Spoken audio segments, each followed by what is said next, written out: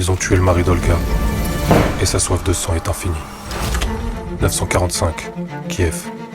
La reine Olga apprend l'assassinat de son roi Igor par les Drevliens, en guise de révolte contre la soumission imposée par Kiev.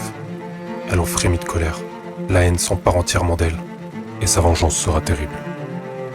Mais comme si l'affront n'était pas assez grand, voilà qu'Olga, désormais sur le trône, voit débarquer en bateau une vingtaine de messagers drevliens à Kiev, lui confirmant la mort de son mari et lui demandant d'épouser son meurtrier, le prince mâle. Olga a un plan. Elle répond que cette proposition la séduit, car son mari ne reviendra pas des morts, et ajoute qu'elle souhaite leur rendre hommage accompagnée de son peuple dès le lendemain. Le jour suivant donc, les messagers reviennent et attendent la révérence qu'on leur a promise, mais les courbettes se font attendre, et subitement, c'est tout un peuple qui les saisit et les porte jusque dans une tranchée creusée la veille, puis les ensevelit de force. Et alors qu'ils se font enterrer vivants, la reine se penche vers eux et leur dit « Alors, appréciez-vous cet hommage ?» Quelques jours plus tard, Olga envoie un message aux Drevliens, invitant leurs hommes les plus distingués à Kiev pour qu'ils l'accompagnent auprès de leur prince avec l'honneur qui lui est dû. Ceux-là ne savent rien de ce qui est arrivé aux messagers et s'exécutent en envoyant une nouvelle délégation diplomatique. Quand ils arrivent, elle les accueille avec faste et leur propose même de prendre un bain chaud. Les Drevliens acceptent et se rendent dans un bâtiment où on leur a préparé des baignoires. Mais une fois qu'ils y sont, Olga les enferme et met le feu à l'édifice.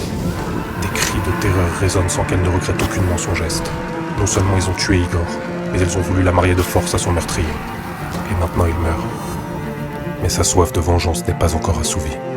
Car Olga envoie un nouveau message aux Drevliens qui ne savent toujours pas ce qui est advenu de leurs deux précédentes délégations. Elle leur demande de préparer une grande quantité d'alcool dans la ville où ils ont tué son mari, pour qu'elle puisse pleurer sa mort et organiser un festin funéraire. Elle s'y rend avec un petit groupe armé et pleure Igor comme elle l'avait annoncé. Les Drevliens assistent à ce spectacle. Ils s'assoient et profitent des célébrations en buvant la quantité folle d'alcool préparée pour l'occasion. Et quand ils sont suffisamment ivres, Olga s'arrête de pleurer, fait fermer les portes et ordonne à ses hommes de les assassiner un par un. Ce sont des milliers de Drevliens qui s'éteignent en un véritable bain de sang. Les larmes ont changé de camp.